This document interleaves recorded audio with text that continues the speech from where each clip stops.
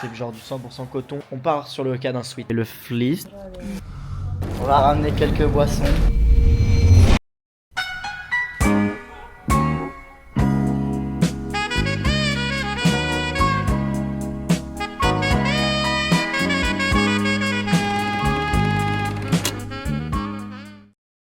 Sinon, petite update un peu sur mes commandes, hyper content. J'ai signé des petites prods là, j'ai genre un peu plus de 1000 balles qui a été signé les 2 derniers jours. Et j'ai signé une nouvelle commande immense, 14 000 balles. C'est gigantesque. Donc là, je fais un mois quasiment 30. C'est génial.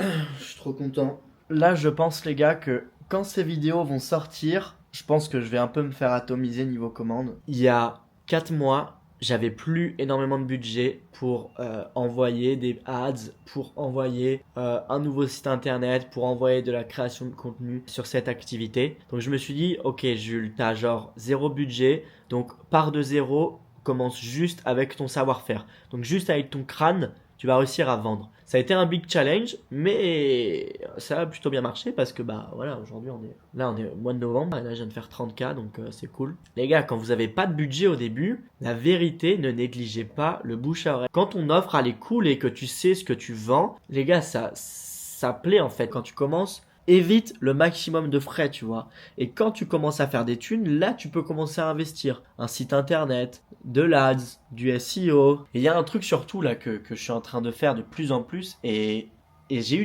mis du temps à m'en rendre compte. Je vais me faire mon propre site internet. Sauf que la vérité, les gars, moi, je suis pas développeur. Je sais pas faire vraiment de site internet. Tu vas contacter des gens que tu connais qui font des sites internet, qui sont qualifiés, qui sont chauds, des potes à toi qui savent vraiment se démerder et tout, et tu vas leur payer un site internet, tu vois. Si vous pouvez, déléguer au maximum. Vous allez gagner du temps et avoir un service meilleur que si c'est vous qui allez le faire.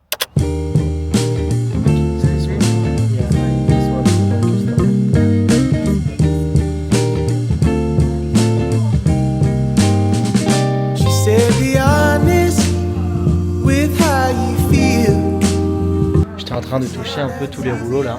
C'est fou comme chaque composante a un rendu différent. Là du coup on est sur du 100% coton. La matière au toucher, genre c'est beaucoup plus doux comparé à celle-ci du coup. Genre elle est coupée au polyester. Ok, 12% de coton et après c'est que du polyester. Et putain tu le sens tellement au toucher que c'est coupé de malade. Après chaque tissu fit ton projet. Si tu veux juste une matière qui est hyper chaude, pars sur un produit avec beaucoup de polyester. Le polyester, c'est ce qui fait que ta maille va être très serrée, ton produit ne va pas vraiment respirer, tu vois. Si tu cherches pas à avoir un vêtement hyper chaud, mais plutôt vraiment un vêtement qui au toucher est hyper quali, et ben faut partir plus sur une composante avec beaucoup de coton dedans. Et après, t'as pas mal de matière, c'est genre du 100% coton en surface. Et après, derrière, t'as genre 20% de polyester, histoire de pouvoir avoir des mailles un peu serrées, te permettre d'avoir un produit qui te tient quand même chaud. Mais avoir un produit coupé avec du polyester ne veut pas du tout dire mauvaise qualité. Au contraire, le polyester, c'est ce qui peut te donner ce rendu. Waouh, le produit est hyper lourd et hyper chaud. On part sur le cas d'un sweat. Si tu prends un sweat en 350 grammes, qui est du coup déjà une très bonne qualité, et que ce 350 grammes est en 100% pur coton, l'aspect du produit va être beaucoup plus fin au toucher que si c'est coupé avec du polyester. Coupé au polyester ne veut pas du tout dire mauvaise qualité.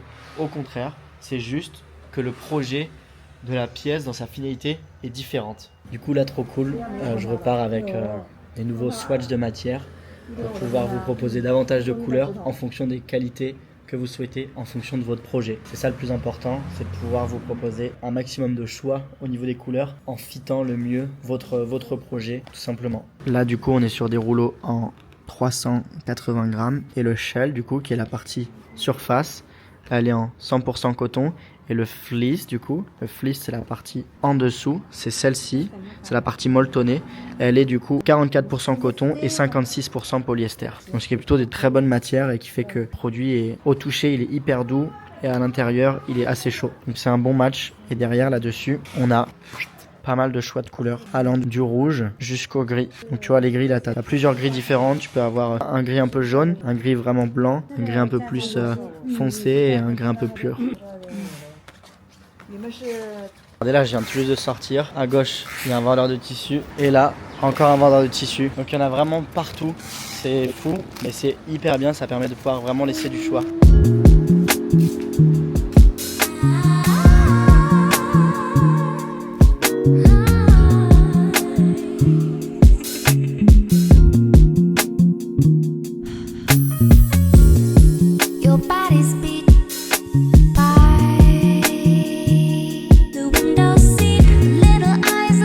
Les gars, c'est hyper intéressant parce que en gros, vous voyez ça du coup c'est woven, donc c'est carrément ancré dans la matière, donc ça c'est tissé, à la différence du coup de celui-ci qui ne l'est pas du tout. On pourrait penser que c'est pareil, sauf que ça, en fait, c'est imprimé.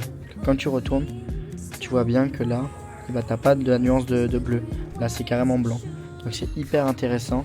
Ça c'est une nuance que j'avais pas du tout et c'est grave cool de pouvoir. Oh, this is print as well. Yes. Là on est sur du 230 à 240 grammes.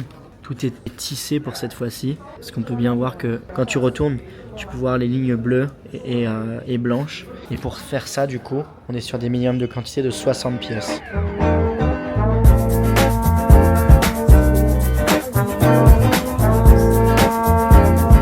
Nouveau swatch, du coup. Si vous avez des demandes particulières pour des marinières, au moins, j'ai un peu de choix. J'ai des choses à vous proposer.